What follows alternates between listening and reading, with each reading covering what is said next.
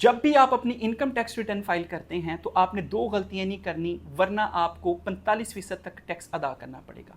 होता क्या है कि आप अपनी इनकम टैक्स रिटर्न फाइल करते हैं और आप कहते हैं शायद सिर्फ 1 साल का मुझे रिकॉर्ड अपने पास संभाल के रखना है। नहीं, आपने 6 साल तक का रिकॉर्ड अपने पास संभाल के रखना है। हो सकता है कि 2020 का आपका ऑडिट खुल जाता है, आपने 2020 के अंदर कोई प्रॉपर्टी ली है, गाड़ी ली है, या कोई आपकी इनकम आई है, वो कहते हैं जी लाएं सर्टिफिकेट, कहाँ से आपके पास आई है इनकम। आप कहते हैं जी मैं 2020 के अंदर यूएई के अंदर था, सऊदीया के अंदर था, या कतर के अंदर था, बहरीन का, या यूरोप में था, अमेरिका में था। वो कहते हैं line PRC certificate, proceed realisation certificate, वो आपके पास नहीं होंगे और उस वक्त बैंक भी आपको नहीं देगा कि 2020 का रिकॉर्ड हम कहाँ से लें, या हमारे पास नहीं अवेलेबल है।